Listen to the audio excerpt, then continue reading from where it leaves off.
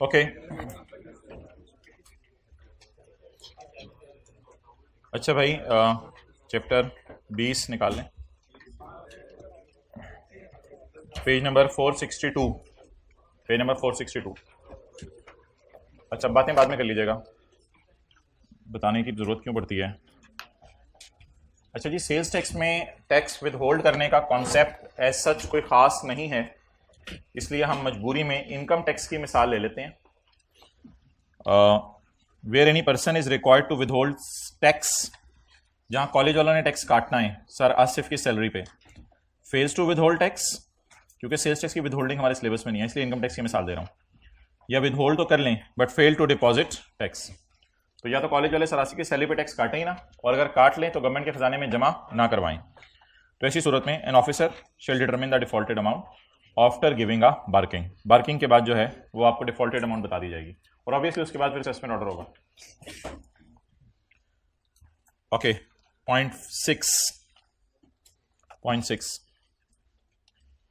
एक कॉन्सेप्ट हमने पढ़ा था इनकम टैक्स में मिनिमम टैक्स का। वो कॉन्सेप्ट ये था कि कम से कम इतना टैक्स तो जमा करवा दो। सेल्स टैक्स में अगर कोई बंदा रिटर्न ही जमा ना करवाए ना, तो उसे गवर्नमेंट वाले ना कुछ अमाउंट बताते हैं कि यार कम से कम इतना तो जमा करवा दो ना, वो जमा करवा देते हैं। फिर उसके बाद ऑडिट वगैरह शुरू होकर डिसाइड किया जाता है कि फाइनली इतने कितना जमा करवाना है। तो अगर सेल्स टैक्स वाले किसी बंदे को पकड़ लें तो उसे गवर्नमेंट वाले पकड़ते ही ये कहते हैं यार कम से कम इतना टैक्स जमा करवा दो, बाकी इंशाल्लाह फिर बाद में देखते हैं, ऑडिट वगैरह कंप्लीट होगा तो देखेंगे कितना टैक्स है। अगर एक बंदा रिटर्न जमा करवाने से इनकार कर दे और टैक्स वालों के हथे चढ़ जाए, एन ऑफिसर कम से कम असिस्टेंट कमिश्नर के लेवल का बंदा फिर उसको पकड़ेगा, शेल डिटरमिन द कम से कम टैक्स, वो कहेगा कम से कम इतना टैक्स तो जमा करवा दो, मिनिमम टैक्स वो मांगेगा, लिखें। और बाकी टैक्स फिर ऑडिट के बाद डिसाइड होगा कितना बनता है, और बाकी टैक्स फिर ऑडिट के बाद डिसाइड होगा कितना बनता है।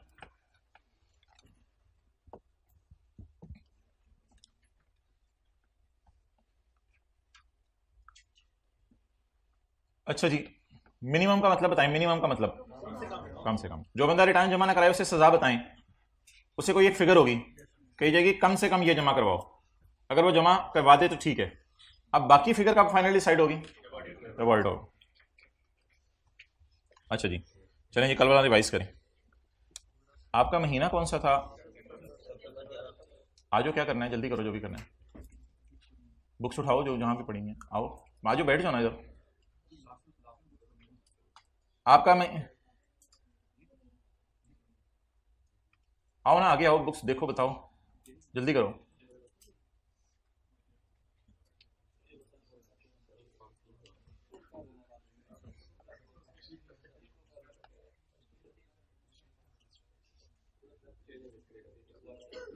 अभी फिर आजो, किसी के साथ बैठ जाओ जिसके पास किताब हो, बाकी फिर क्लास के एंड पे देखते हैं। यार ऐसा ना करें मजाक, किसी का रजिस्टर बुक छुपाना। अच्छा जी, आपका महीना है सितंबर 2011 का, कल हमने बात की थी। सितंबर के ये एसी चलाओ, सितंबर के महीने की रिटर्न कब जमा कराते हैं, 15 अक्टूबर का। एंड पे खड़े रहे, एंड पे खड़े रहे, एंड पे। सितंबर के महीने की आदत है लेट, सितंबर के महीने की रिटर्न कब जमा कराते हैं, 15 अक्टूबर को। 15 अक्टूबर का नाम कल हमने रखा था, किसी को याद हो, ऐसी जबरदस्ती नाम रख दिया था, रेलिवेंट डेट।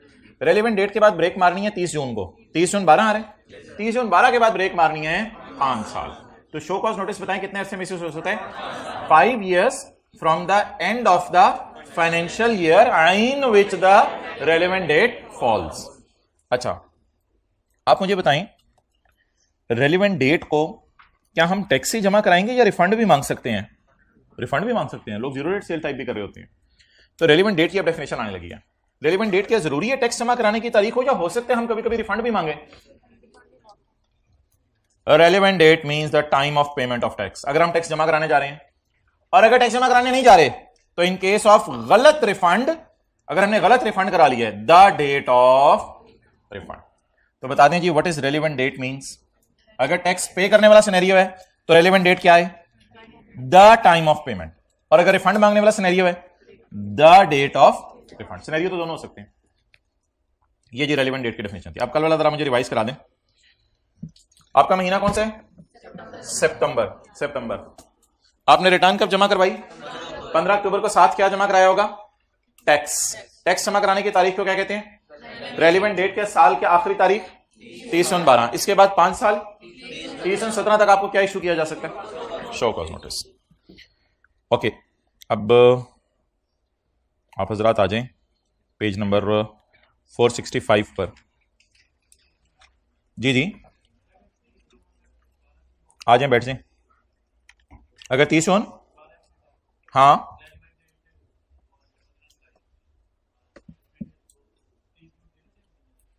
बस रेलिवेंट डेट जब भी होगी उसके बाद जो 30 आएगा।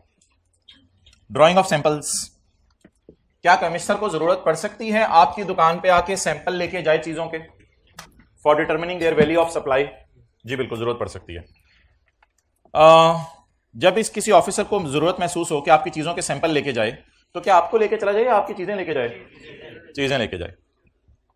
चीजों के क्यों लेके जाने?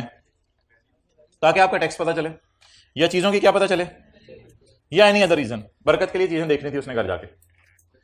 ही मे रिमूव एक मन क्वांटिटी, कम से कम 40 किलो चीजें लेके जाए। नहीं नहीं, एक मन तो नहीं लिखा हुआ, मिनिमम का क्या मतलब है? कम से कम चीजें लेके जाए। ये ना कि पूरे पूरे कार्टन बुक करा रहे हो, ट्राले भर के जा रहे हो जी, कमिश्नर सैंपल लेके जा रहे हैं, चपेड़ है सैंपल है।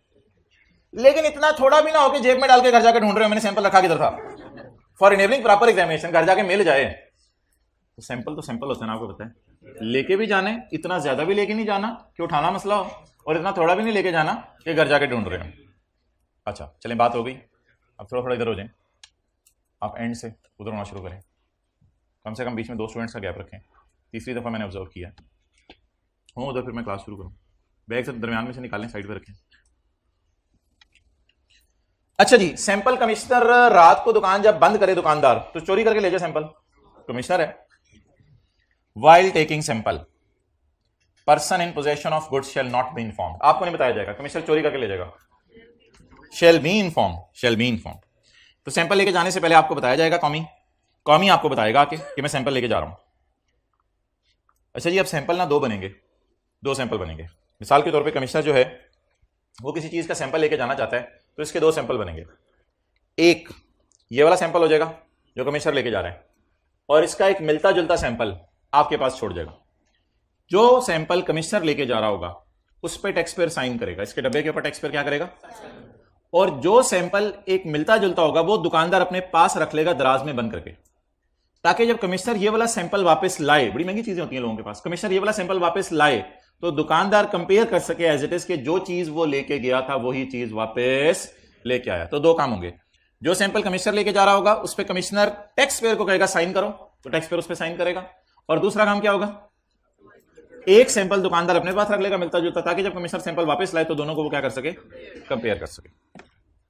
And an opportunity will be given, और एक मौका दिया जाएगा to sign the representative sample, and an opportunity will be given to taxpayer to, अब फिक्र का रिदम भी बनेगा, आपको घर में याद भी हो जाएगा आसानी से। and an opportunity will be given to taxpayer to sign the representative sample। representative sample ये होते हैं सारे सैंपल्स में से जो अच्छा सैंपल हो, रिप्रेजेंट करा हो। सो ड्रॉन को ड्रॉ किसने किया है? कौमी ने। कौमी दोस्त है आपका, मैं कौमी कहूंगा भाई, कौमी। एंड दोबारा ये लफ्ज लिखें, टैक्स पेयर टू का लफ्ज, और पीछे से मिला के पढ़ें। And an opportunity will be given to tax payer to take a मिलता जुलता sample for his own record, अपने रिकॉर्ड के लिए। इसका मकसद वैसे क्या होगा, एक सैंपल कमिश्नर ले गया, एक सैंपल आपकी दुकान में पड़ा रह गया, ताकि जब वापस आए तो कंपेयर हो सके कि अगर पोटेशियम परमैंगनेट लेके गया था KMnO4 तो इसका O4 गायब तो नहीं कर दिया और KMn खाली ले आया। Sample will be taken against proper रसीद, सैंपल की क्या बनेगी, एक प्रॉपर रसीद बनेगी। द कॉपी ऑफ द रसीद shall be kept in record by the person, दुकानदार इसकी रसीद अपनी दराज में रख लेगा संभाल के, और एक रसीद की कॉपी बड़े टैक्स के दफ्तर में जमा करवा दी जाएगी और एक रसीद की कॉपी छोटे टैक्स के दफ्तर में जमा करवा दी जाएगी। जी किसमें नहीं देखा? नहीं। अच्छा मोहतरम, ये तो हम ऑलरेडी पढ़ चुके हुए हैं, ट्रांजैक्शंस बिटवीन एसोसिएट्स, आपको पता है अगर जानने वालों में डील हो तो फिर किस पे रिकॉर्ड होनी चाहिए, बस यही लिखा हुआ है। लेकिन आगे पीछे उसने तमीद बांधी भी है तो वो हम भी बांध लेते हैं। द कौमी और ऑफिसर में in case of a transaction between cousins, दोस्त, यार, रिश्तेदार, घर बार वाले, तो कौमी में in respect of transactions between जानने वाले determine the transfer price, transfer price होती है सेल प्राइस, तो कमिश्नर बताएगा सेल प्राइस क्या है। लेकिन सेल प्राइस क्या होगी, जो रिफ्लेक्ट क्या करे, fair market value of the sale in an arm's length transaction. Arm's length transaction ऐसी डील को कहते हैं जो एक अनजान बंदे से हो। लफ्ज़ पढ़े कभी किसी और सब्जेक्ट में, आर्म्स लेंथ ट्रांजेक्शन। जो अनजान लोग होते हैं ना, उनको हम आर्म्स लेंथ पे रखते हैं, हम करीब नहीं आने देते, गले मिलना तो दूर की बात, आर्म्स लेंथ। तो आर्म्स लेंथ ट्रांजेक्शन होते हैं अनजान लोगों से ट्रांजेक्शन। तो जानने वाले से जो ट्रांजेक्शन होगी वो किस तरह होगी, जैसे कि अनजान से हो रही है। The board may by notification prescribe the rules for this purpose.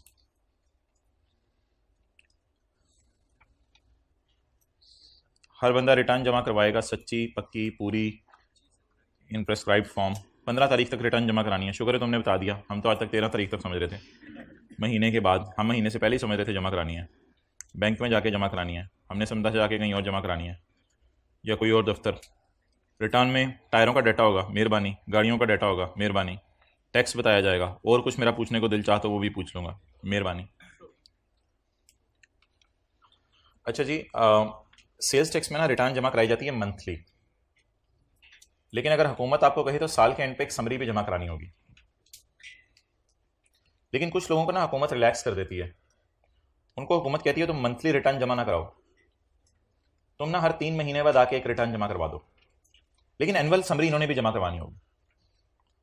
तो हुकूमत मंथली वालों से भी एनुअल मांग सकती है रिटर्न, और क्वार्टरली वालों से भी एनुअल, लेकिन जिनसे क्वार्टरली मांगेगी अब उनसे मंथली नहीं मांगेगी। नोट कर लो।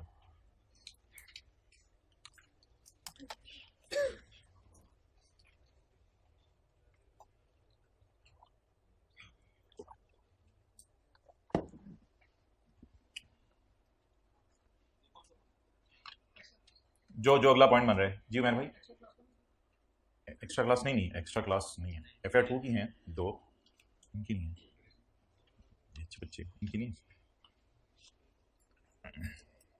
ओके, और खैरियत से इनको इंशाल्लाह ना हम बुध को बुलाएंगे दोबारा, ठीक है, 2 दफ़ा।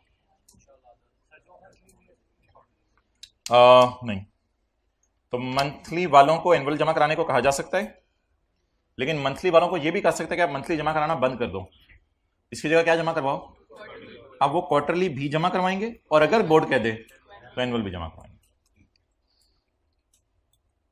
The board may require any person to submit return on quarterly basis. वैसे तो मंथली है, लेकिन हो सकता है किसी बंदे को कह दिया जाए क्वार्टरली जमा करवाओ इंस्टेड ऑफ मंथली, फिर आप मंथली नहीं जमा करवाओगे।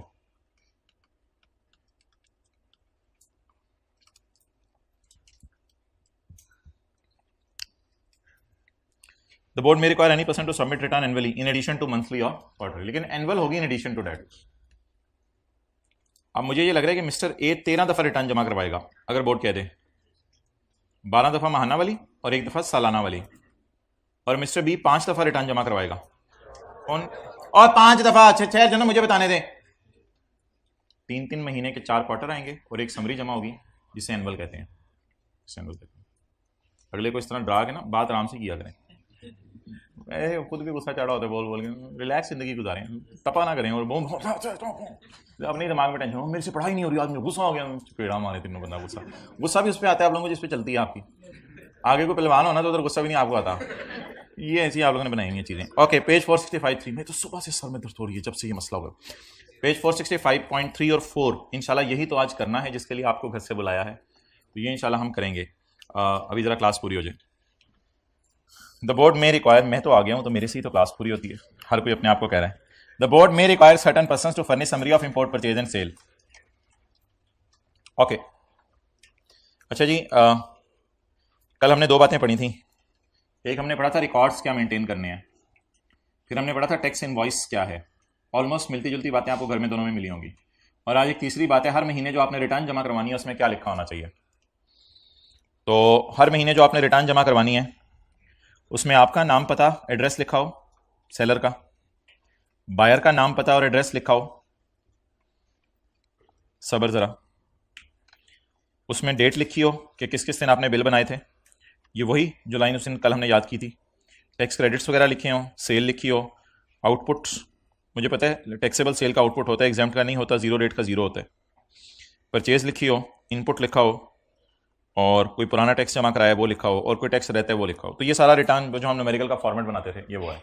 तो दीज आर कॉल्ड एज, अगर कभी पेपर में सवाल आया नहीं आज तक वैसे, particulars of monthly sales tax return. हर महीने की सेल्स टैक्स रिटर्न जो आपने जमा करवानी है उसके क्या पर्टिकुलर्स हैं। अच्छा, एक सूरत में ना आपने एनआईसी नहीं मांगना, इस पर ना थोड़ी सी डिस्कशन है, एक दिन समरी बना के मैं करूंगा आपके साथ। बहरहाल फिलहाल एक बात बस याद रख लें, एक सूरत में आपने एनआईसी नहीं मांगना। एक तो कल बात पड़ी थी, उसको भी मैं इससे मिक्स नहीं कर रहा, एक नई बात सुन लें। अगर दुकानदार हो रिटेलर, मैन्युफैक्चरर भी होते हैं ना, होलसेलर भी होते हैं, डीलर भी होते हैं, जो कौन पूछने वाला है हाइब्रिड में। अगर दुकानदार हो रिटेलर और बायर हो एंड कंज्यूमर, यानी मैं और आप लोग हो, अगर दुकानदार हो रिटेलर और बायर कौन हो, एंड कंज्यूमर, और लाख रुपए से कम की चीजें दुकानदार बेच रहा हो, तो ऐसी सूरत में अगर आप अनरजिस्टर्ड भी हैं तो दुकानदार आपका एनआईसी वगैरह नहीं मांगेगा। 3 बातें बता दें, दुकानदार हो रिटेलर, बायर हो एंड कंज्यूमर, वो तो अनरजिस्टर्ड ही होगा बेचारा, उसने रजिस्टर कराना भी उसे जरूरी नहीं है, तो इसे अगर एनआईसी आप ना भी मांगे तो खैर है। लेकिन अगर प्राइस चीज की 1 लाख टैक्स डालकर, 1 लाख रुपए टैक्स, यानी 70,000 की चीज है, उस पर 3,000 टैक्स है, 73,000 बन गया, तो 73,000 लेस देन 1 लाख, तो टैक्स डालकर अमाउंट किससे कम होनी चाहिए, 1 लाख से। तो आमतौर पे तो आपको पता है एनआईसी वगैरह मांगना होता है अनरजिस्टर्ड बंदे का, लेकिन एक रिलैक्सेशन अवेलेबल है आज, एक्सक्लूडिंग। बेचने वाला कौन हो, खरीदने वाला कौन हो, और ट्रांजैक्शन की वैल्यू सेल्स टैक्स डाल के 1 लाख रुपए से कम हो। तो अगर मैं दुकान पे जाके हीटर खरीदूं तो मैं एंड कंज्यूमर हूं, हाँ। दुकानदार रिटेलर है, हाँ। हीटर 1 लाख रुपए से कम का है, हाँ। तो क्या दुकानदार मेरे से एनआईसी मांगेगा, नहीं। ये बल लिखा हुआ, तो एंड कंज्यूमर के ऊपर लिख लें मैं सॉरी।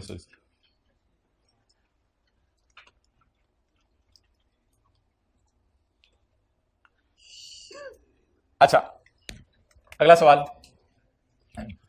अगर एक बंदे ने 11 महीने रिटर्न जमा करवाई है और साल के आखिरी महीने दुकान बंद करके यूरोप चला गया सैर करने और महीने बाद वापस आया, उस महीने की रिटर्न जमा कराए जिस महीने सेल और परचेज जीरो हुई, दुकान बंद रही। बिल्कुल करवाई, वरना तो टैक्स वाले समझेंगे आप गड़बड़ कर रहे हो, कोई आपने इस महीने की रिटर्न जमा नहीं करवाई। तो इसलिए बेहतर है कि जिस महीने में आपकी सेल परचेज ना हो उस महीने की भी आप रिटर्न जमा कराएं, because you are registered person. लेकिन उस रिटर्न का नाम क्या होगा, नल रिटर्न। अगर किसी महीने आपका सेल्स टैक्स पेबल नहीं बन रहा तो आप एक रिटर्न जमा करवा दें जिसका नाम क्या होगा बोले, लेकिन आप टैक्स जमा ना करवाएं फिर साथ। और रिटर्न जमा कहां करवानी होगी जी, बैंक में, और टैक्स बैंक में जमा करवाना होगा, जो कि सेल्स टैक्स पेबल न्यूमेरिकल के एंड पे निकलता है हमारा, वो बैंक में जमा करवाना होगा। हमने समझा था किसी गड्ढे में डालना है, हुकूमत निकाल लेगी खुद।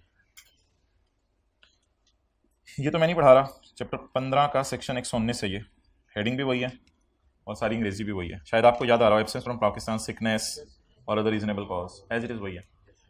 मेरे ख्याल से शायद याद हो, एक्सटेंशन 15 दिन की छूट मिल सकती है, रिटर्न जमा करानी हो तो 15 दिन की छूट मिल सकती है। इधर भी 15 दिन की है, कहाँ लिखा हुआ है, इधर भी 15 दिन की है, सब कुछ वही है, सब कुछ वही है, as it is copy pasted. आगे आ जाए, स्पेशल रिटर्न, कौन सी रिटर्न जी, स्पेशल रिटर्न। ये भाईजान एडिशन के इन एडिशन टू मंथली है, सेक्शन 26 में हमने मंथली रिटर्न पढ़ी थी, ये इन एडिशन टू मंथली है। In addition to monthly return, a registered person shall furnish special return within such date and covering such period as specified by board, covering such period 4 days। कोई cricket match हो रहा था, बाहर के मुल्कों से लोग आए हुए थे देखने के लिए, तो वो पता नहीं क्या मौज में आए, उन्होंने गाड़ियां खरीद ली तरह के और जाते हुए फिर बेच दी उन्होंने, तो ठीक है बस। फिर ऐसी कोई अगर ट्रांजेक्शन हुई है ना साल में, कुछ 2-4-6 दिन के लिए, तो फिर एफबीआर कहेगा कि महीने की रिटर्न तो तुमने जमा करानी है, ये जरा 2-4 दिन की ना डिटेल जरा मुझे अलग से दो कि हुआ क्या, कहानी क्या चली है। तो इस रिटर्न का नाम क्या है, 2 दिन, 4 दिन, 5 दिन, 10 दिन, 15 दिन की रिटर्न गवर्नमेंट आपसे मांग ले, that is called as special return. इसमें क्या होगा, क्वांटिटी मैन्युफैक्चर्ड, परचेज, सरोमेर की एक्स्ट्रा क्लास होगी R1 की आज 2:15 बजे से ऑनवर्ड्स, ऑनवर्ड मींस ऑनवर्ड्स। सरोमेर कह रहे हैं कि आज R1 की एक्स्ट्रा क्लास होगी रूम 1 में, बच्चों को अनाउंस कर दें और बड़ों को भी। Okay, quantity manufactured, purchase, sale और पेमेंट ऑफ टैक्सेस, ये रिटर्न में लिखा होगा। ओ भाई ओ भाई ओ भाई ओ भाई बुला, ओ भाई इधर तो हमारी क्लास है 8 होगी, तो उनसे मशवरा करें, पूछें फिर क्या करना है। और बात सुनो, हमारा वो 145 से लेके 530 तक रूम जैम है, वैसे हम शिफ्ट कर सकते हैं। तो यार आप लोगों से नहीं पूछ रहा मैं, हम शिफ्ट कर सकते हैं, रहने दो, हम अपनी क्लास में इधर का अनाउंस कर देंगे, सर को डिस्टर्ब ना करो। ओके नेक्स्ट जी, जबरदस्त है फॉर वन, द कॉमी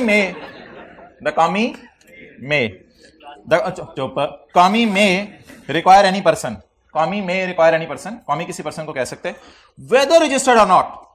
वो 4 दिन मैच हो रहा था, कारपेट वाला भी वहां पहुंचा हुआ था, अब कारपेट वाले ने भी कारपेट बेच दिए, गवर्नमेंट ने कहा तू अनरजिस्टर्ड है लेकिन तू भी जरा रिटर्न तो जमा करवाना। तो ये स्पेशल ही है ना, फिर स्पेशल तो स्पेशल रिटर्न है, आप जिस मर्जी से मांगो, फिर खड़े हो गए भाईजान हुसैन साहब से मांग लेंगे, भाईजान हाँ सेल्स टैक्स रिटर्न स्पेशल जमा करवाएं, तो जमा करा देंगे। Sale 0, purchase 0, C A going. The commissioner may require any person whether registered or not to furnish a return and the person shall furnish it by the due date specified by the commissioner। अक्सर paper में ये सवाल आ रहा है special return कब जमा करवानी है, और बच्चे एक दूसरे का मुंह देख रहे होते हैं और जो बड़े हैं वो लिख के आ रहे होते हैं as the date specified by commissioner. तो कॉमी डेट बता देगा। कुछ बच्चे बोंगी मारते हैं, 15 तारीख लिखाते हैं, तो अच्छे बच्चे लिखाते हैं कि डेट इसकी कमिश्नर ही बताएगा, हमें क्या पता क्या मतलब तो क्या होता है। नहीं आता तो ये लिख दो, नहीं आता तो कुछ ये भी लिख सकते हैं एज स्पेसिफाइड बाय बोर्ड, लेकिन यहां कमिश्नर लिखा हुआ है। अच्छा जी, बाय बाय रिटर्न, जो बंदा अपना बिजनेस बंद करके जा रहा हो वो जाते जाते एक रिटर्न जमा करवाए, इसका नाम क्या होगा, final return. A person applying for the registration shall before the registration furnish a final return to commi. Paper में कभी कभी ये सवाल भी आता है फाइनल रिटर्न कब जमा करवानी है, time will be directed by commi, बताएगा कब जमा करवानी है, कह देगा 12 तारीख को 12 को आ जाएंगे हम, 15 को बुलाएगा 15 को आ जाएंगे।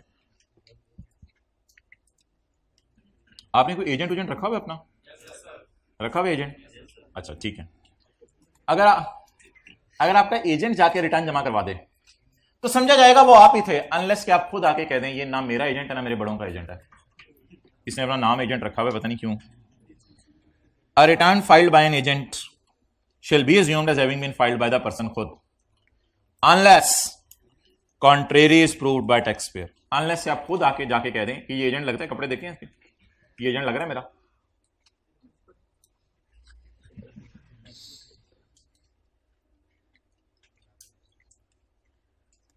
अच्छा जी, ये आपको मैं इनकम टैक्स में पढ़ा चुका हूं और ये एक दिन सेल्स टैक्स में ज़बानी बता दिया था।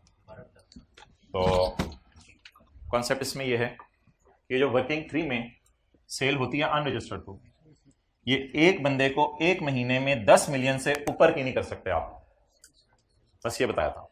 ये जो वर्किंग 3 में सेल होती है ना अनरजिस्टर्ड को, सेल अनरजिस्टर्ड, ये एक बंदे को एक महीने में 10 मिलियन से ज्यादा नहीं कर सकते। अगर कर देंगे तो आपका सेल का इनपुट क्या हो जाएगा, डेड हो जाएगा। तो sale to unregistered mister M 11 million, ये सही नहीं है, नहीं। ये इंशाल्लाह इसका ना हम कोई न्यूमेरिकल करेंगे इसी दिन, अगले सफे पे इसका न्यूमेरिकल है। अनरजिस्टर्ड बंदे को आपने सेल कर दी है 10 मिलियन से ज्यादा, 12,000 की, छोड़े परे चले, छोड़े 10 मिलियन से ज्यादा, 10 मिलियन हो सकती है या नहीं ये तो अभी हम लॉ की इंग्लिश पढ़ के देख लेते हैं। A registered person can make sale to unregistered person up to 10 million, 10 million तक कर सकते हैं आप, 10 मिलियन से ज्यादा की सेल आप नहीं कर सकते पर पर्सन, एक बंदे को। अगर अलग अलग बंदों को 8-8 मिलियन की सेल कर दें तो कोई मसला नहीं। ये जो दूसरी बात है ना, ये सिर्फ थ्योरी की हद तक याद रखें, क्योंकि साल का न्यूमेरिकल और साल की रिटर्न हमने अभी पढ़ी तो है, वैसे अभी पढ़ी है हमने एनुअल रिटर्न, लेकिन एनुअल रिटर्न हमारे सिलेबस में नहीं है। तो ये एनुअल रिटर्न बनाने वालों के लिए ये कोई रूल है, इसको बस थ्योरी की हद तक याद रखें। तो महीने में किससे ज्यादा सेल नहीं हो सकती, 10 मिलियन से ज्यादा, और साल में 100 मिलियन से ज्यादा सेल नहीं हो सकती। वैसे अगर लॉजिक पे लॉ मेकर चलता तो महीने की 10 है तो साल की 120 मिलियन इसको लिखनी चाहिए थी, लेकिन इसने ज्यादा सख्त प्रोविजन बना दी। महीने में 10 मिलियन से ज्यादा की चीजें नहीं बेच सकते बुरे लोगों को, और साल में 100 मिलियन से ज्यादा नहीं बेच सकते। क्या चीज, हाँ सेल्स टैक्स में जो अनरजिस्टर्ड है। अगर आपने ऐसा कर दिया तो seller shall not be entitled to claim input. तो ये बात वही है, सेक्शन 73 है, अंडरलाइन कर लें, सेक्शन 73 है। सेक्शन 73 में डिटेल दी हुई थी ना कि कौन कौन सी परचेज नॉट अलाउड है। सेक्शन 8 भी, सेक्शन 73 भी, कल जो आपने टेस्ट के लिए तैयार किया। अच्छा, अगर आप, ये टेस्ट बहुत कमाल है, अगर आप गवर्नमेंट के इदारों को सेल कर दें या किसी प्रोविंस के इदारों को सेल कर दें या लोकल गवर्नमेंट के इदारों को सेल कर दें या डिप्लोमेटिक्स पाकिस्तान में, डिप्लोमेट्स आए हुए पाकिस्तान में, उनको सेल कर दें, या कोई प्रिविलेज पर्सन हैं जिनको हुकूमत ने प्रोटोकॉल दिया हुआ है, को बाहर के मुल्क से लोग आए हुए हैं, अगर आप इनको सेल कर दें तो फिर ऐसी सूरत में आप चाहे 10 मिलियन से ज़्यादा भी सेल कर दें, कोई मसला नहीं। तो बस इनके नाम याद रखें, ये मत सोचें कि ये कौन लोग हैं, बस इनके नाम 5 नाम बता दें। Federal government departments, provincial government departments, local government departments, diplomats and privileged persons. Okay, अच्छा जी, हमारे ये 2 सेक्शन रह गए हैं पेज 465 पे, पॉइंट 3 और 4। तो क्लास खत्म होती है तो आप जाके डाउनलोड कर लीजिएगा वेबसाइट से पेज।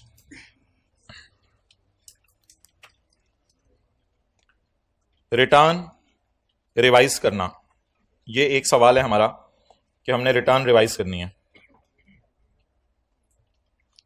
रिटर्न रिवाइज करने में जी 2 ऑप्शंस हैं। आपने रिटर्न जमा करवाई 15 अक्टूबर को और आपको 17 अक्टूबर को याद आ गया मैंने रिवाइज करनी है। इसे मैं कहूंगा आपको 60 दिनों के अंदर अंदर याद आया। भैया समझ लो या लिख लो, आपको 60 दिनों के अंदर अंदर याद आया। और अगर आपने 15 अक्टूबर को रिटर्न जमा करवाई और 60 दिनों के बाद याद आया तो इसे हम कहेंगे 60 दिनों के बाद, यानी 61th डे आपने रिटर्न जमा करवाई या 120 दिन के अंदर अंदर। तो रिटर्न रिवाइज करने में 2 ऑप्शन हैं। ऑप्शन 1, आप 60 दिनों के अंदर जमा करवा दें, या 60 दिनों के बाद और 120 दिनों के अंदर अंदर जमा करवा दें। ये 2 ऑप्शन हैं आपके पास। अगर आप 60 दिनों के बाद रिटर्न जमा करवाएंगे ना तो आपको कमिश्नर की इजाजत चाहिए, यानी आप रिवाइज वाले रिटर्न लेके जाएंगे, कमिश्नर को कहेंगे इसमें मैंने होंडा वाली सेल नहीं डाली थी मादरत, तो मैं रिटर्न रिवाइज कर लाया हूं, तो आप जरा मुझे अप्रूव कर दें। तो इसमें आपको कमिश्नर की अप्रूवल चाहिए। लेकिन अगर आप 60 दिनों के अंदर अंदर रिटर्न रिवाइज करने चले जाएं, 2-3 दिन में, 4 दिन में, 10 दिन में, 15-20 दिन में रिटर्न रिवाइज करने चले जाएं, और आप टैक्स कम करके जा रहे हो, फिर आपको अप्रूवल चाहिए, क्योंकि हुकूमत को नुकसान हो रहा है। अगर आप टैक्स कम करके अपना जा रहे हो तो हुकूमत से आप अप्रूवल लें कि हुकूमत में अपना टैक्स कम करने लगा हूं क्योंकि मैंने टैक्स गलत निकाल लिया था, सॉरी। अगर आपको इजाजत मिलेगी तो रिटर्न आपकी रिवाइज होगी। और अगर आप रिफंड ज्यादा मांगने जा रहे हैं तो भी आपको हुकूमत से इजाजत चाहिए, क्योंकि इन दोनों सूरतों में हुकूमत गमगीन होती है। एक सूरत इधर भी ऐसी है जिसमें अप्रूवल की जरूरत नहीं है, एक सूरत इधर ऐसी है जिसमें अप्रूवल की जरूरत नहीं है। वो क्या सूरत है? अगर आप हुकूमत को ज्यादा टैक्स देने जाए ना 60 दिनों के अंदर, हुकूमत को ज्यादा टैक्स देने जाएं या रिफंड अपना कम करवा लें, तो ऐसी सूरत में हुकूमत खुश होगी, कोई अप्रूवल की जरूरत नहीं, किसी लाइन में लगने की जरूरत नहीं, कुछ नहीं, बस जाएं हुकूमत को टैक्स जमा कराएं, मजे करें, किसी से पूछने की जरूरत नहीं। तो अब बता दें जी, अगर 60 दिनों के बाद और 120 दिन के अंदर अंदर मैंने रिटर्न रिवाइज करनी है तो क्या मुझे इजाजत की जरूरत है? ऐसी सूरत में दोनों सिनेरियोज में इजाजत की जरूरत होगी। चाहे मैं टैक्स कम कर रहा हूं, चाहे मैं टैक्स, ऐसी सूरत में इजाजत चाहिए। लेकिन इधर थोड़ी सी रिलैक्सेशन है, छूट है अवेलेबल। इधर इस सिनेरियो में इजाजत नहीं चाहिए क्योंकि आप हुकूमत को फायदा पहुंचा रहे हैं, लेकिन अगर आप हुकूमत को नुकसान पहुंचाना चाह रहे हैं तो आपको इजाजत चाहिए। तो सिर्फ यहां पे ग्रीन सिग्नल दिया हमने कि कोई अप्रूवल की जरूरत नहीं। सेक्शन 26 का 3, जनरल रूल बताएं। जनरल रूल बताएं, जनरल रूल। अप्रूवल चाहिए, जनरल रूल पढ़ें। अप्रूवल चाहिए, ये जनरल रूल है, ये जनरल रूल है, अप्रूवल चाहिए। लेकिन एक रिलैक्सेशन भी है, हमने पढ़ी है वैसे। जनरल रूल ये है कि आपको अप्रूवल चाहिए रिटर्न अगर आपने रिवाइज करनी है। क्यों रिवाइज करनी पड़ी आपको? टू करेक्ट एनी ओमिशन और अ रॉन्ग डिक्लेरेशन। कोई चीज आपने ओमिट कर दी है या रॉन्ग बता दी है, it can be revise within 120 days of date of file. Return 120 दिन में रिवाइज हो सकती है। ये किसने जनरल रूल बता दिया? 120 दिन के बाद की कहते हैं, मैं बात ही नहीं कर रहा। रिटर्न आप कितने दिनों में रिवाइज कर सकते हैं?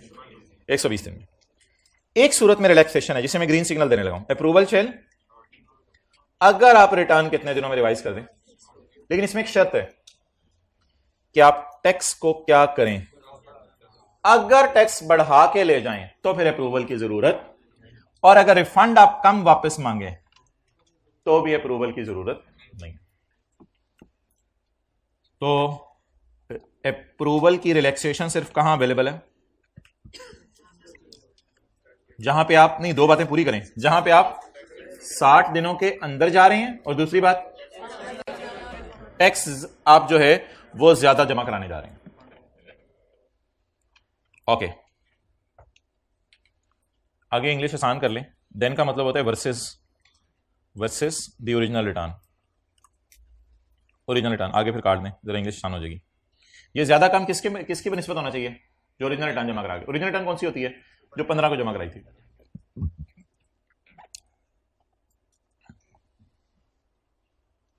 आखिरी कॉन्सेप्ट जी बड़ा मजे का है, पॉइंट 4। इसके बाद हम बाय बाय कह देते हैं इस चैप्टर को।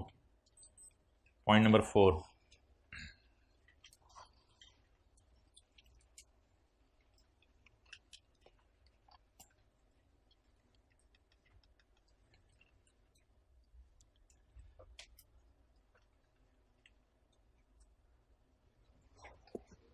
इसके लिए जरा अटेंटिव हो जाए सारे। आपने रिटर्न जमा करवाई 15 फरवरी को, आपने रिटर्न जमा करवाई 15 फरवरी को। यहां कहीं आपको ख्याल आया, ओहो, यानी आप बैठे बैठे ना एकदम उछल गए। बेगम पूछा सरताज की हो या? बेगम कदी कदी होंदा है। समीउल्लाह, ये मैंने क्या कहा है? कदी कदी होंदा है का मतलब पता नहीं, तो बताया करो ना, बात समझ नहीं आई। बोलो समझ नहीं आई। बेगम ने कहा सरताज आप क्यों उछले, आप क्यों उछले? सरताज ने कहा बेगम कभी कभी होता है। अब समझ आ गई? अच्छा, अब बेगम ने पूछा सरताज से, सरताज क्यों उछले तुम? तो सरताज ने कहा मैं तुम्हें बताता हूं। मुझे ना एक ख्याल सा आया है कि मैंने 15 फरवरी को रिटर्न गलत जमा करा दी थी और मैं इसको रिवाइज करना चाह रहा हूं, और मुझे तरस आ रहा है हुकूमत पे कि मैंने इसको कम टैक्स जमा करवाया। हुकूमत रो रही होगी, तो मैं चाहता हूं कि मरने से पहले रिटर्न रिवाइज करके जाओ। सरताज चला जाओ, जा सरताज, निकल घर से और रिटर्न रिवाइज करके वापस आ, जल्दी आ जाए, जल्दी आ जाए। इसको कहता है लॉ ऑफ वॉलंटरी रिवीजन। क्या कहते हैं लॉ? यानी कि बैठे बैठे ख्याल आ जाए, बैठे बैठे ख्याल आ जाए, बैठे बैठे ख्याल आ जाए। ये तो होता है ना, बैठे बैठे आपको ख्याल आता है, मामू से जाके माफी मांग लो, बैठे बैठे कुछ भी, मामू ने कुछ भी नहीं कहा अभी, ठीक है, मामू आपके घर नहीं आए कि बेटा तुमने अच्छा नहीं किया था, लेकिन आपको खुद ही ख्याल आया, बैठे बैठे पहुंच गए, मामू मुझे ख्याल आया, आखिर मैं मामू सॉरी, आइंदा इंशाल्लाह कुछ नहीं होगा। Okay, this is called as voluntary revision. इस रिवीजन पे लॉ मेकर बड़ा खुश होता है कि बंदे का नाम अगर अमजद है तो इसका अंदर का अमजद जाग गया, इसका अंदर का अमजद जागे, हमने नहीं हिलाया, हमने नहीं हिलाया, खुद ही जाग गया है। टैक्स वाले कहते हैं मरहबा मरहबा मरहबा, एफबीआर आना आपका मुबारक हो, आप अपना टैक्स जमा करवा दें, ले जाएं भाई को, इनका टैक्स ले लें, घर से जो हिल के आया है, बैठे बैठे जो हिलने लग गया था घर में, तो आप इनका टैक्स ले लें, इनका लेट पेमेंट का इंटरेस्ट ले लें इनसे। नहीं नहीं नहीं सर, पेनल्टीज आपके लिए नहीं है, आपका तो अंदर का अमजद जागा है। आप अगर अकरम है, आपका अंदर का अकरम जागे, आप अगर रशीद है, आपका तो अंदर का रशीद खुद जागे। और चपेड़ खुद इधर देकर ना पंगे ले। तो ऐसी सूरत में मुझे बताएं, आपको हुकूमत के खजाने में कोई पेनल्टी जमा करानी पड़ेगी? कोई पेनल्टी नहीं। लेट पेमेंट के इंटरेस्ट और पेनल्टी में फर्क होता है। लेट पेमेंट का, यार शर्म नहीं आती, डाउनलोड करके आगे से देख रहे हैं पिक्चर में क्या है, इधर देखें, अब आगे देख लिया तो फायदा क्या होगा फिर, तो सस्पेंस है, यहां छुपा पड़ा है। अब आप मुझे बताएं इस कॉन्सेप्ट का नाम क्या है? Voluntary revision. अपनी मर्जी से आपने रिटर्न रिवाइज कर दी। पेनल्टी और डिफॉल्ट सरचार्ज में मैं फर्क बता रहा था। डिफॉल्ट सरचार्ज होता है लेट पेमेंट का इंटरेस्ट, और पेनल्टी होता है जुर्माना। जुर्माना जुर्माना जुर्माना लॉ में लिखा हुआ है, मेरे ख्याल से शायद पता नहीं 50,000 या लाख रुपया है, हमारे सिलेबस में नहीं है। लाख रुपया जुर्माना है ऐसी हरकत करने का। तो लाख रुपया अगर जुर्माना है तो उसका आपको ₹0 जमा कराना पड़ेगा, आपको पेनल्टी गवर्नमेंट के खजाने में कोई जमा नहीं करानी पड़ेगी। लेकिन अगर ऐसा भी तो हो सकता है कि आप बैठे बैठे उछलें और उछल के फिर बैठ जाएं। बेगम जी सरताज क्या हुआ? कुछ नहीं बेगम, एक वाइड से थॉट आई थी, मुझे हुकूमत पे रहम आया था, लेकिन फारग वो हुकूमत मेरी नजर में। और वक्त गुजरता रहा, आपका अंदर जगाता रहा, लेकिन आप उसको मारते रहे, अंदर जगाता रहा, आप उसको मारते रहे। ठीक है जी। इसलिए उलमा ने किताबों के अंदर लिखा है, जब इंसान का कभी गुनाह का तकाजा पैदा होता है तो उसके अंदर अल्लाह ने एक मुफ्ती रखा हुआ है, वो उसको रोकता है। लेकिन जब वो 2, 3, 4 दफा इसको लिफ्ट नहीं कराता ना, मुझे अंदर का एहसास है, तो फिर वो उससे यूज्ड टू हो जाता है। फिर वो जो अंदर का मादा है ना, वो ऐसा ऐसा मरना शुरू हो जाता है, फिर उसको जगाने के लिए माहौल चाहिए होता है। ओके, आगे चलें जी।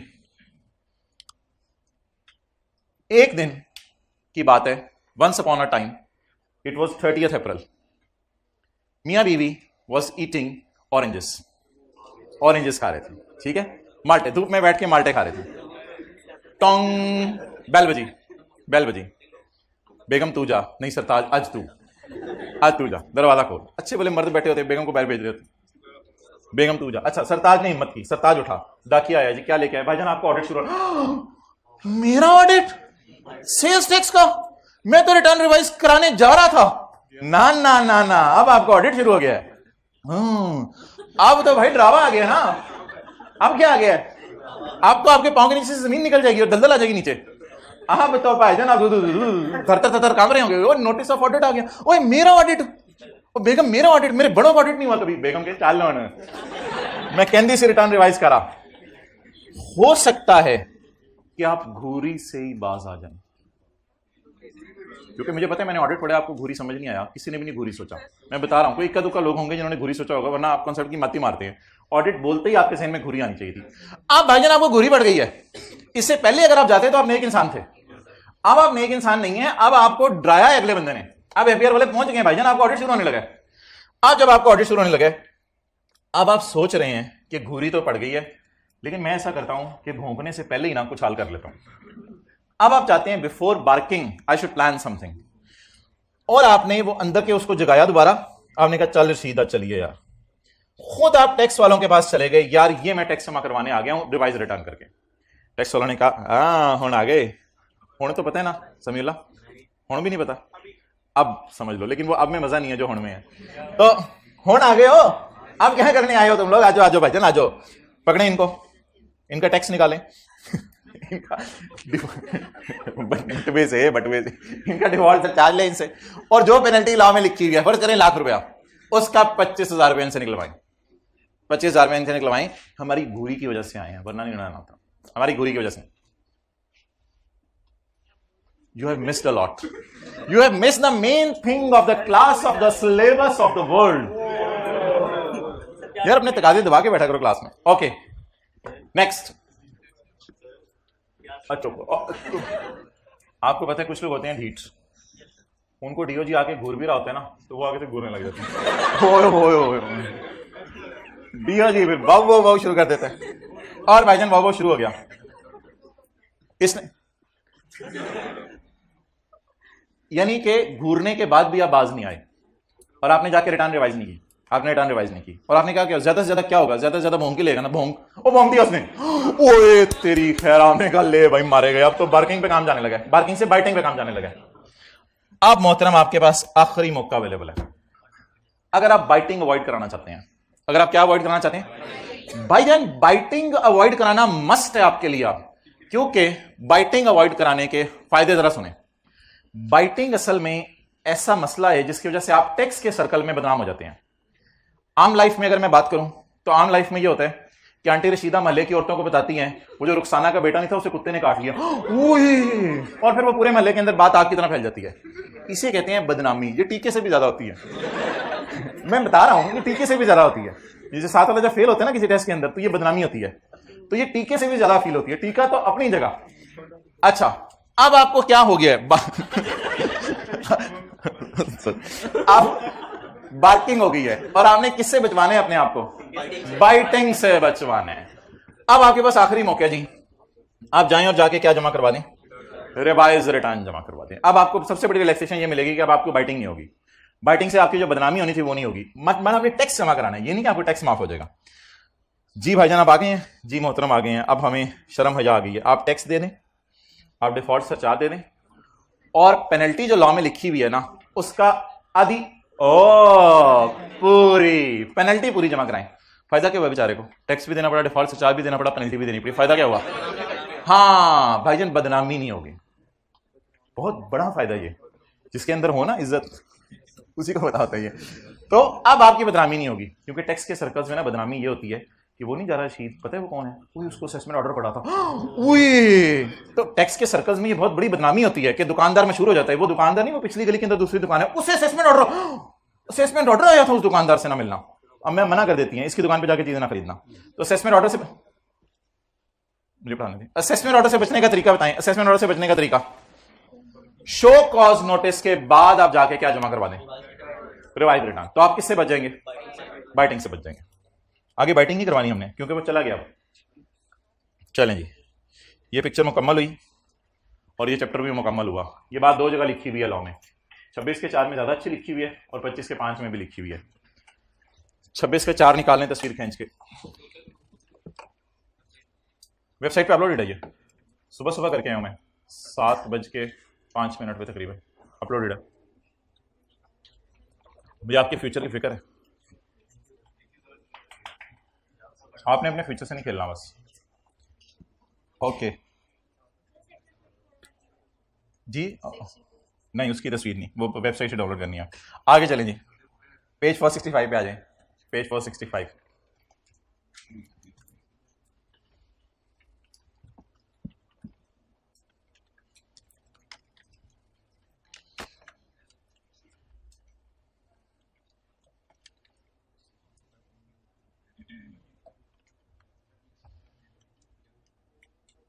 अच्छा भाईजान इधर एक लफ्ज़ लिखा हुआ है whenever it comes to his ख्याल, ये ना नोटिस कोई नहीं है।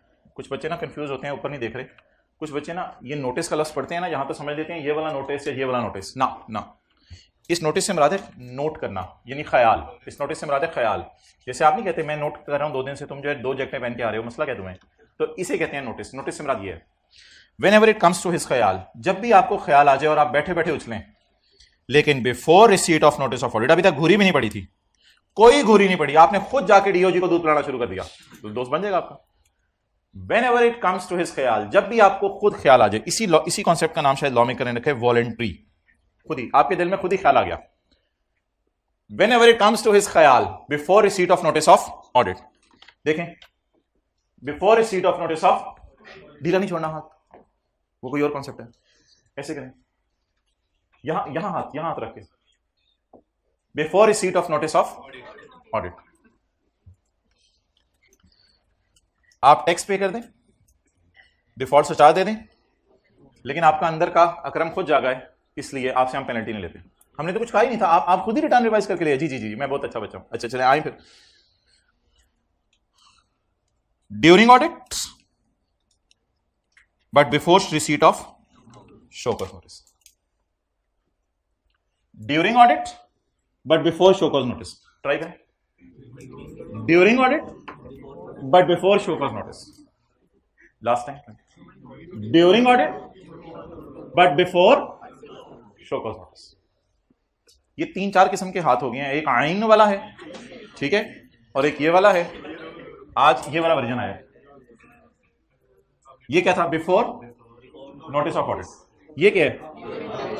During audit but before show cause notice. अच्छा, इसमें ना हंसना नहीं होता, इसमें पता क्या करना होता है इसमें ना टेक्स्ट पॉइंट आउट कर देते हैं ऑफिसर। ये दोनों लफ्ज़ों में ना फर्क है। इसमें खाली टेक्स्ट लिखा हुआ है, इसमें लिखा हुआ है text pointed out bye officer. Because आपका ऑडिट शुरू हो गया ना, तो यहाँ पे कहीं उसने पॉइंट आउट कर दिया होगा कि मेरे ख्याल से इतना टेक्स्ट है, तो ये लफ्ज़ लिखाइएगा। खाली टेक्स्ट का लफ्ज़ नहीं लिखना आपने लफ्ज़ लिखा है text pointed out by commissioner. और क्या जमा करवाने आपने? और पेनल्टी अगर ₹1,00,000 है 25,000, और अगर 4,000 रुपये है तो 1,000, 25% ऑफ पेनल्टी जमा करवाने। लेकिन अगर बात बहुत बढ़ जाए और वो शुरू हो जाए after issuance of show cause notice, यानी आफ्टर वो तो समझ आते हैं समीउल्लाह, आपके इलाके वाले भी वो करते होंगे। अच्छा, after issuance of show cause notice, after issuance of show cause notice, tax evaded plus default surcharge plus 100% penalty. अच्छा, ये कौन सा सिनेरियो है आखिरी? ये कौन सा सिनेरियो है आखिरी? After issuance of. तो पहले में हाथ इधर था, दूसरे में हाथ इधर इधर इधर इधर, तीसरे में नहीं, आफ्टर शो कॉज नोटिस। तो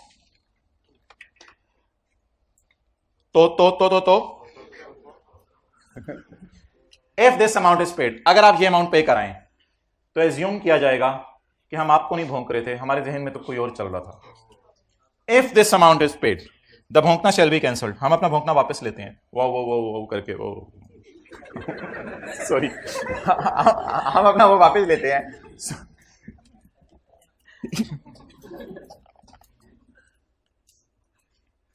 इमीडिएट का मतलब बता दें, कैंसल। ओके,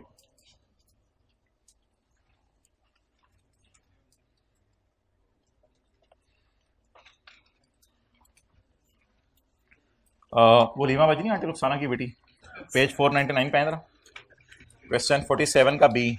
प्लीज आगे से बात बढ़ाया ना करें। पेज 47 का बी पढ़ें जी। सवाल आई के अपने एक सिनेरियो पे सवाल बनाने की कोशिश की अपनी तरफ से। पेज 499 क्वेश्चन 47 का बी।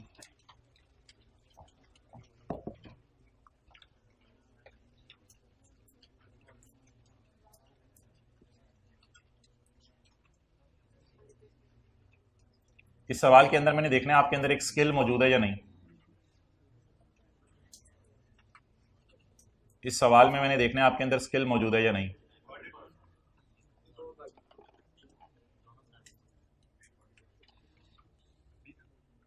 हलीमा का सेल्स टैक्स ऑडिट हो रहा था, बुरी पड़ गई है भाईजान, पहले तो ये आपको सोचना चाहिए था, बुरी पड़ चुकी है, अब वॉलंटरी रिवीजन नहीं कर सकती, वो ऑडिट शुरू हो गया। ड्यूरिंग ऑडिट ऑफ हलीमा बुरी पड़ चुकी है। ड्यूरिंग ऑडिट स्काई ब्लू वाला सिनेरियो चल रहा है, ड्यूरिंग ऑडिट, ऑडिट शुरू हो चुका है। ऑफिसर ने आइडेंटिफाई किया है कि हलीमा बाजी आपने जो टैक्स जमा करवाया था वो तो बहुत कम था।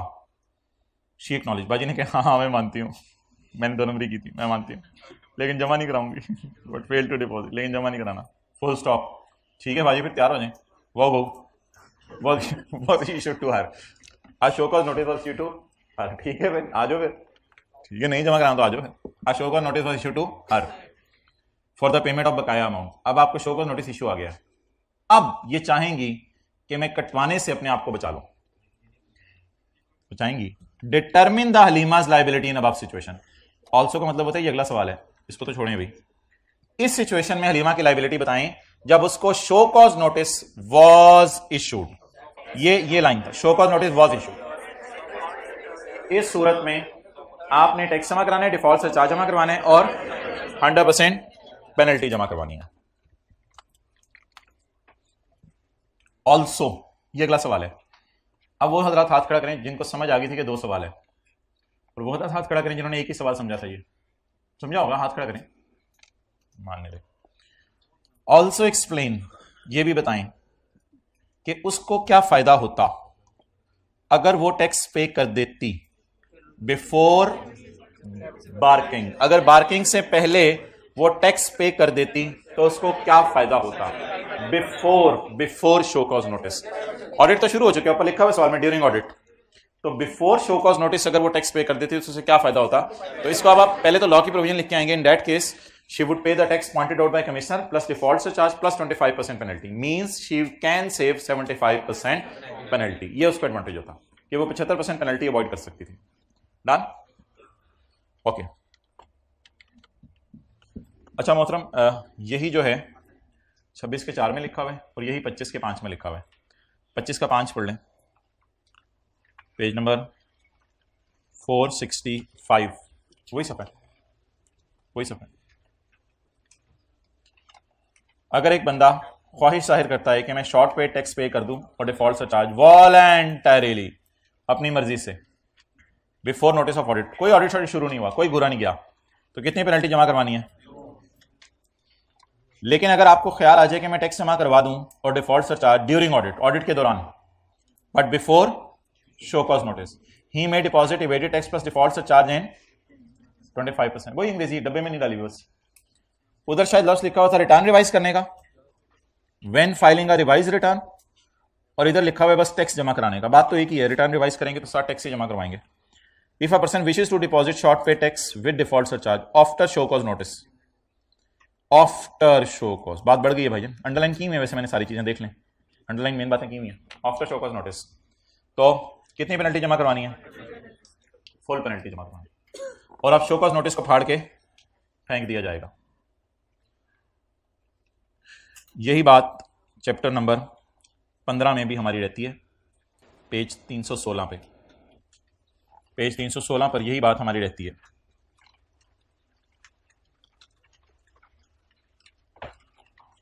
Following amounts will be paid at the time of filing a revise return, no penalty. Page 316 पे यही बात रहती है। 25% पेनल्टी, ओ सेल्स टैक्स वाले तो निकले, 100% पेनल्टी की बजाय कितनी कर दी, 50% पेनल्टी। इनकम टैक्स वाले माजरत, इनकम टैक्स वाले रहमदिल निकले, 50% पेनल्टी कर दी। और before receipt of notice of audit, अच्छा अगला ना जितना मैं पढ़ रहा हूं, during audit and before receipt of, इसको जरा ब्रैकेट में ले लें क्योंकि ये चीज अगर आप पढ़ेंगे ना इस तरह घर में आपको कंफ्यूज करेगी। इसको ब्रैकेट में ले लें, एग्जैक्ट इसी वर्ड को आगे भी ब्रैकेट में ले लें, पेज 316 पे। Okay, during audit but before receipt of show cause notice, दोबारा पढ़ें, after issuance of show cause notice, समझ आ गया। तो during audit but before receipt of show cause notice, और दूसरा है after issuance of show cause notice. बाकी बातें आगे वही लिखी हुई हैं। ये ब्रैकेट वाली लाइन कोई इतनी इंपॉर्टेंट नहीं है मेरी नजर में, लेकिन मैं कोशिश करता हूं अगर समझा पाऊं। ये चैप्टर जब निकाल लेंगे ना तो फिर ये समझेंगे बात। ऑडिट के दौरान लेकिन शो कॉज नोटिस से पहले। शो कॉज नोटिस क्यों आता है? For assessment. तो इस लाइन की कोई तुक नहीं बनती थी, ऐसी उसने परेशान करने के लिए डाली। घूरी डल रही है लेकिन अभी तक बार्किंग शुरू नहीं की। हमने कहा बार्किंग क्यों होती है? कहते हैं बार्किंग होती है फॉर बाइटिंग। अब कुछ बच्चे ना समझ जाते हैं कि बाइट हो गया, इधर बहुत बड़ा ब्लंडर मार जाते हैं। वो समझते हैं यहां बाइट हो गया, असेसमेंट का लफ्ज आ गया ना, तो असेसमेंट का मतलब वो समझ जाते हैं बाइट हो गया है। नहीं नहीं नहीं नहीं, आप अगर डॉगी से पूछो व्हाई आर यू बार्किंग, वो कहेगा I am barking for biting. It doesn't mean he is biting. He use करते हैं ना उसके लिए। यार ये कौन बोल रहा है? अगर आप कमेंट देते रहेंगे तो लेक्चर तो नहीं खत्म होगा। तो बताएं what is the purpose of barking? Barking is for, तो ये थोड़ा सा ना इसलिए शायद इसने लफ्ज लिखा है, the barking is for biting. आगे बस ये लिखा है आफ्टर बार्किंग, बार्किंग हो चुकी है। हमने कहा बार्किंग क्यों हुई है? For biting. It doesn't mean कि बाइट हो गया। तो इंशाल्लाह जब इनकम टैक्स में आएंगे तो इस लफ्ज को देखेंगे कि इस लफ्ज का मतलब क्या है। अब आप हजरात तशरीफ ले आए चैप्टर नंबर 23 पर। एक छोटी सी डायग्राम हम कर लें, फिर हम क्लोज करते हैं, कुछ पास पेपर करने शुरू करते हैं। Page 479, page 479, page 480। बल्कि आपको ना ये डायग्राम खोलने की जरूरत नहीं है, बस इधर से समझें क्योंकि डायग्राम साथ खुली होती है तो फिर माइंड चलता नहीं है। अच्छा ये दो लफ्ज हैं हम नए इंट्रोड्यूस करने लगे हैं। पहला लफ्ज है सस्पेंशन और दूसरा लफ्ज है ब्लैक लिस्टिंग। सस्पेंशन का मतलब है टैक्स वाले आपके खिलाफ कुछ करना चाह रहे हैं, और ब्लैक लिस्ट का मतलब है आपको ब्लैक लिस्ट कर दिया। ठीक है, हम सस्पेंशन का मतलब घूरना लेंगे, शो कॉज नोटिस का मतलब बार्किंग लेंगे, और ब्लैक लिस्टिंग का मतलब बाइटिंग लेंगे। थोड़े से अल्फाज चेंज कर देते हैं, बैक एंड पे थीम वही।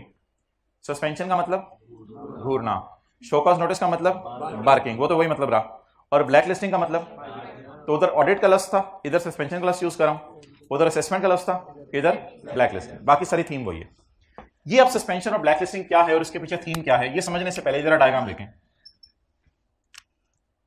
Order of suspension, order of suspension.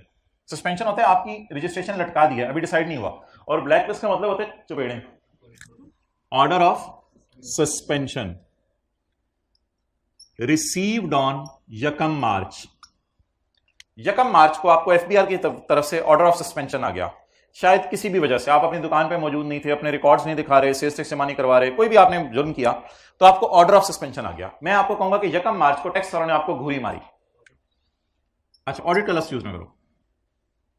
इसके बाद शो कॉज नोटिस इज, इसके बाद शो कॉज नोटिस उधर ना देखें, इज नॉट इशूड बाय 8 मार्च।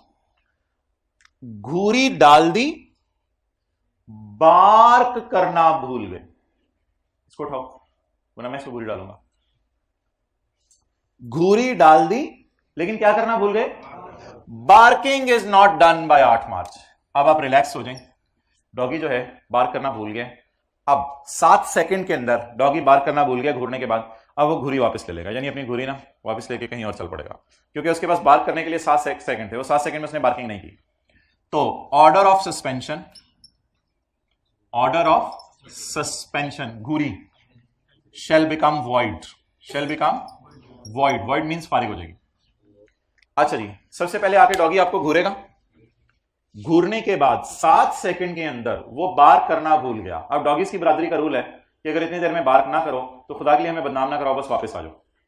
तो ऐसी सूरत में डॉगी जाते हुए अपनी घूरी वापस ले लेगा और नजरें झुकाता हुआ वापस चला जाएगा। लेकिन ऐसा भी तो हो सकता है कि डॉगी यंग हो, जवान हो, उसके अंदर काटने का नशा हो, तो वो क्या करे, घूरी मारने के बाद फौरन 5-7 सेकंड के अंदर आपको क्या करना शुरू कर दे, वो।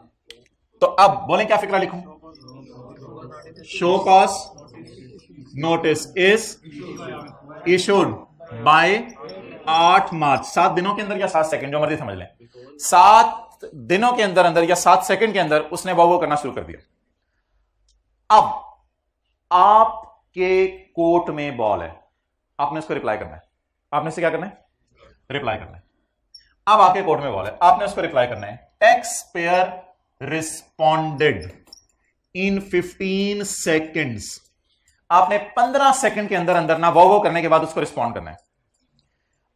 अगर आपने रिस्पॉन्ड ना किया, यानी आप एक मगरूर बंदे थे और वो किए जा रहे हैं और आप भी उसकी आंखों में आंखें डाल के देख रहे हैं, लोगों ने कहा छाड़ दो यार इधर आ, उसने आपको लिटा लिया, you will be black listed, बस खत्म, आपको काट लिया जाएगा, you will be black listed, you will be black listed. आप रिस्पॉन्ड ही नहीं कर रहे, वो कह रहे कि मैं वो कर रहा हूं, आप आगे हाँ कर जो करने कर, यानी कि आप रिस्पॉन्ड नहीं कर रहे, आप चुप करके खड़े हैं और घूरी जा रहे हैं, ठीक है तू मुझे घूर मैं भी तुझे घूरूं, थोड़ा थोड़ा आपने भी वो शुरू कर दी, तो रिस्पॉन्ड दे, अपने आप को डिफेंड कर, तू बता के यार ये मसला चल रहा है, ये मसला चल रहा है, खुदा के लिए मुझे ना काटो यार, हद होगी, इस तरह की आपने कोई बात नहीं की।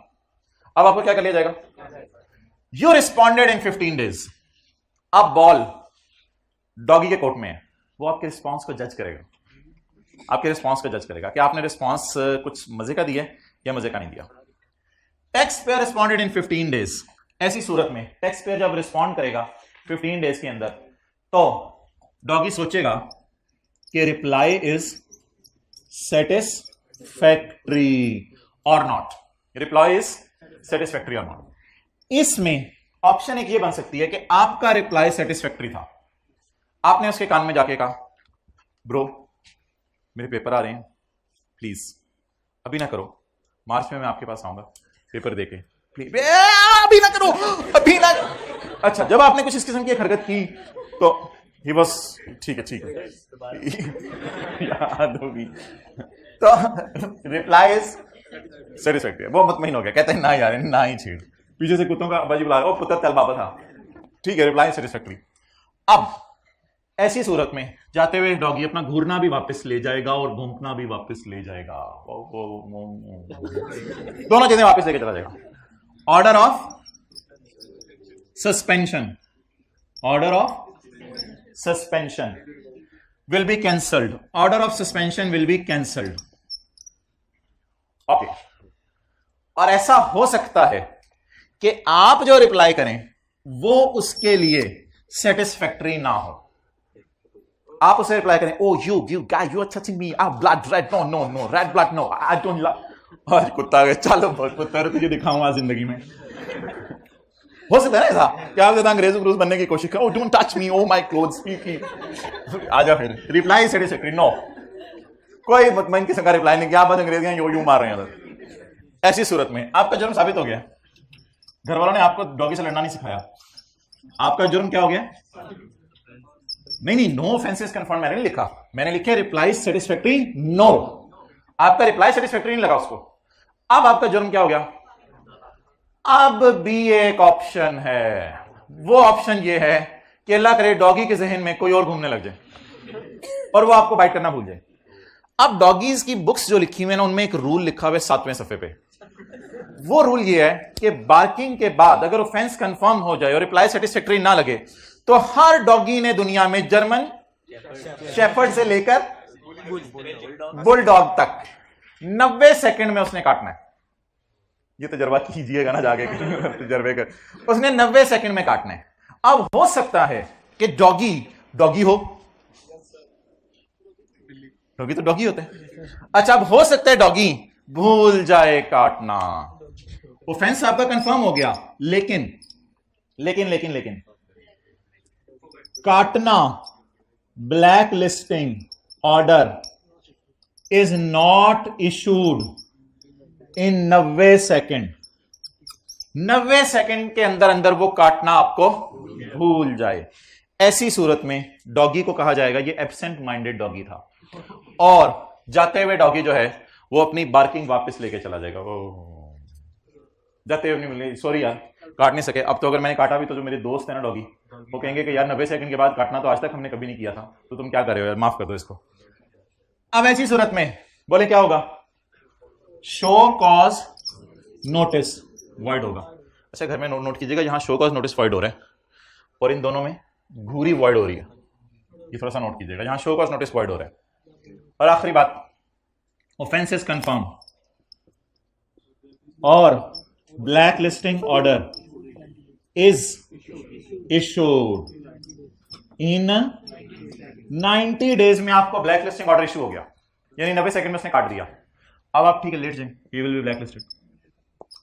अब सुबह लोग जाते हुए देखेंगे यार ये यहाँ की खून हल्का सा पड़ा हुआ है, क्या चक्कर था, हल्का फुल्की बात कर रहा हूँ, आप तो ज्यादा एक्सट्रीम कर देते हैं, हल्का सा ऐसी एक कतरा सा पड़ा हुआ है, तो पता चलेगा यहाँ कोई ब्लैक लिस्ट हुआ था कल रात। खैर वो सिक्योरिटी कैमराज में देखेंगे फिर क्या बात है। अब मोहतरम बॉल पॉइंट इस तरह जरा कैच करें। अब पढ़ने का तरीका इसी डायग्राम को क्या होता है, पढ़ने का तरीका ये होता है, अगर आपने ये समझना है ना तो आप फिर सारा पढ़ें, अगर आपने ये लाइन समझनी है तो फिर ये सारा पढ़ें। तो अब मैं ये सारा पढ़ूंगा शुरू से।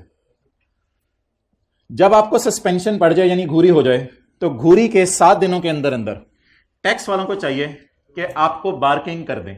अगर 7 दिनों में बार्किंग नहीं की तो घूरी कैंसल। याद हो गया? आगे घूरी के बाद अगर वो 7 दिनों में बार्किंग कर दें और आप 15 दिनों में रिप्लाई ना दे पाए तो फिर आप तो रिप्लाई दे ही नहीं रहे, आप तो अजीब मगरूर बंदे हैं, आपको काट लिया जाएगा। अगर घूरी के 7 दिनों में आप बोले आगे कुछ, अगर घूरी के 7 दिनों में आप रिप्लाई, अगर घूरी के 7 दिनों में वो बार्किंग कर दे और आप 15 दिनों में रिप्लाई दे दें और आप 15 दिनों में रिप्लाई दे दें और आपका रिप्लाई सेटिस्फैक्टरी हो, तो ऐसी सूरत में आप पेपर देने जाएं, वो आपको तंग नहीं करेगा। ऑर्डर ऑफ घूरी शेल बी वापस। अगर वो घूरी मारे और 7 दिनों में बार्किंग भी कर ले और आप 15 दिनों में जवाब भी दे दें, लेकिन आपका जवाब उसकी नजर में सेटिस्फैक्टरी ना हो, ऐसी सूरत में आपका जुर्म साबित हो गया। अगर वो 90 दिनों के अंदर अंदर या 90 सेकंड में आपको नहीं काटेगा तो फिर बार्किंग कैंसल, चुप करके चला जाएगा वो।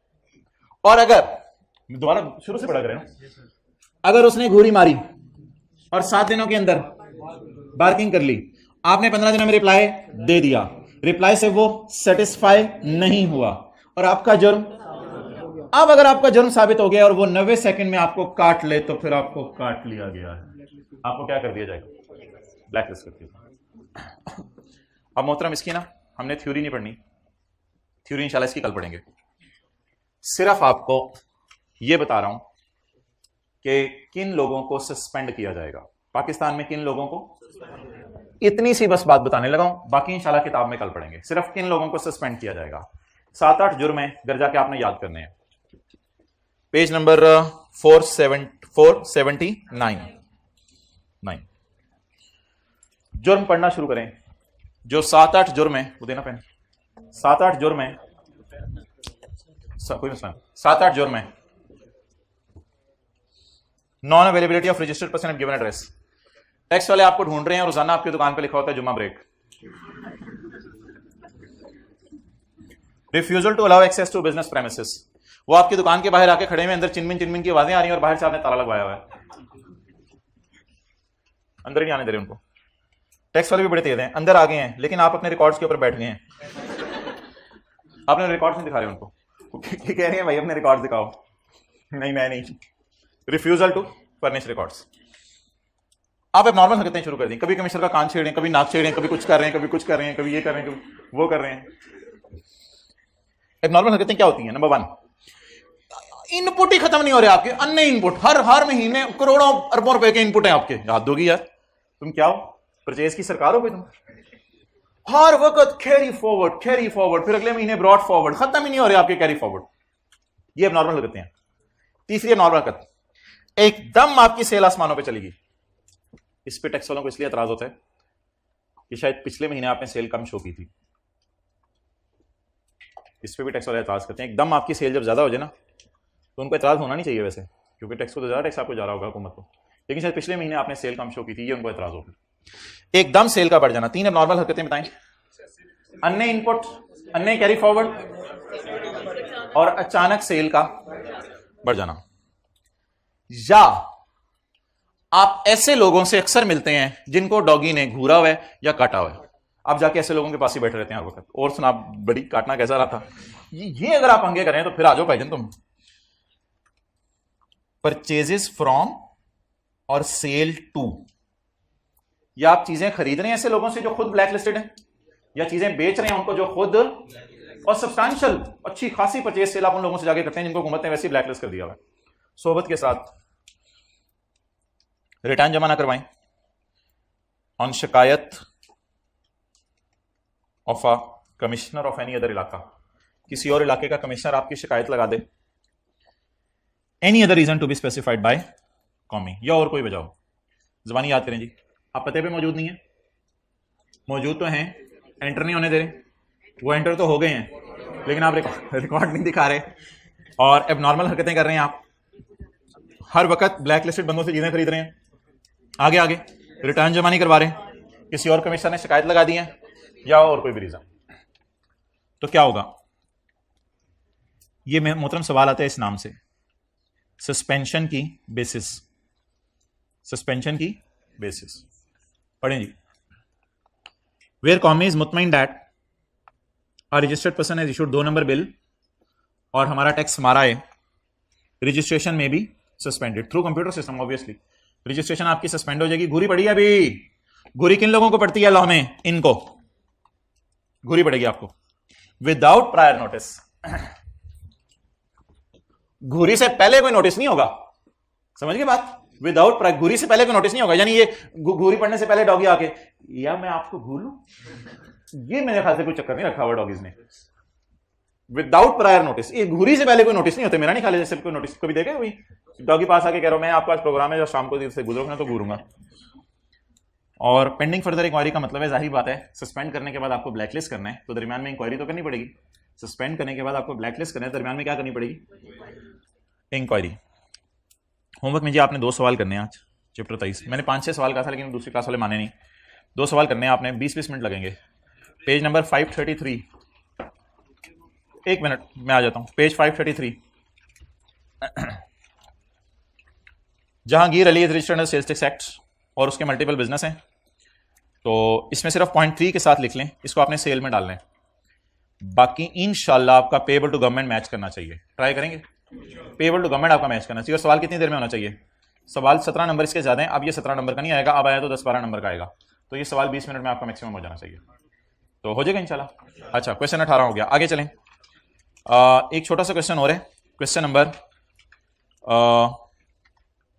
24 नहीं, कल कर लिया था 24 में अगर कोई मसला है मैं कल डिस्कस कर लूंगा। क्वेश्चन 25, ये क्वेश्चन 25 में ना एक मसला है जो मैं एग्री करता हूं, स्टूडेंट्स को भी आता है, आईकैप को भी ऐसा करना नहीं चाहिए था। ये मशीन है 25 लाख की,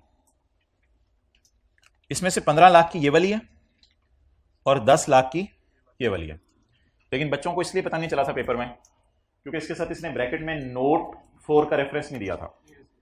और दूसरी गलती उसने ये की थी एग्जामिनर ने कि 2 मशीन्स के साथ ये नहीं लिखा था अबव मशीन्स, तो बच्चे समझ गए ये 25 लाख की कोई और मशीन है और ये शायद कोई अलग है। तो ये एक मसला था सवाल में। चलें, क्या हो सकता है यार, हर दफा कोई ना कोई ऐसा मसला कर देता है वो, इसका हल कोई नहीं है मेरे पास। तो ये जी करना है 25 लाख से यार। हाँ, अब आमतौर पे मसला नहीं करता, इंक्लूड वगैरह का लफ्ज़ उसने लिखा होता है, लेकिन सिर्फ ये अटेम्प्ट है। लेकिन इस टाइम के बाद अल्लाह का शुक्र है इसने ऐसा मसला नहीं किया कोई। तो ये 25 लाख की मशीन ये वाली है, लेकिन इसका मतलब ये नहीं कि हर सवाल को आप ऐसे सोचने लगे ये चीज़ ऊपर है तो ये चीज़ नीचे है तो शायद ये क्यों बोंगियाँ मारता है। 25 लाख है, रिकॉर्डिंग तो नहीं हो रही। 25 लाख में से 15 लाख वाली मशीन ये है और 10 लाख वाली मशीन ये है। ओके, तो ये 2 सवाल हो जाएंगे इंशाल्लाह आपके। अच्छा, अब आप आए चैप्टर 22 में। चैप्टर 22 में क्वेश्चन 45, क्वेश्चन 45। भाईजान प्लीज थ्योरी याद करना शुरू कर दें। Page number 499। जुमूरत बाजी चीजें बना के बेच रही हैं और कुछ एक्सपोर्ट सेल भी कर रही हैं। आप उनके टैक्स कंसल्टेंट हैं, उन्होंने आपका मशवरा मांगा है। मैं उर्दू में ही सवाल पढ़ूंगा। कहती है वो शराइत मुझे बता दो जो मैं पूरी करूं अगर मैं इनपुट माइनस करना चाहूं आउटपुट में से। अगर मैं इनपुट माइनस करना चाहूं आउटपुट में से तो मैं क्या शराइत पूरी करूं?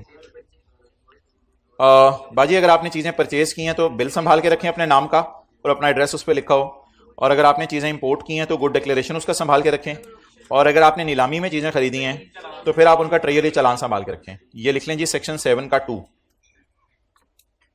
सेक्शन 7 का 2। अच्छा, लकीली हमारी किताब में हेडिंग भी दी हुई है, conditions for allowing input, input minus करने की शराइत। परचेज के केस में आपके पास बिल होना चाहिए, इंपोर्ट के केस में चीजें होनी चाहिए। ये अक्सर सवाल आता है, कंडीशंस जो आपने पूरी करनी है इनपुट माइनस करने के लिए अगेंस्ट आउटपुट। अगला सवाल, कोई 7 मिसालें दे दें मुझे, वो कह रही हैं जिसमें इनपुट माइनस ही नहीं मैं कर सकूंगी आउटपुट से। जरा मुझे ऐसी चीजें भी कोई बता दें जहां मैं इनपुट माइनस ही नहीं कर सकूंगी आउटपुट से। ये कल जो मैंने आपको बताया था सेक्शन 8,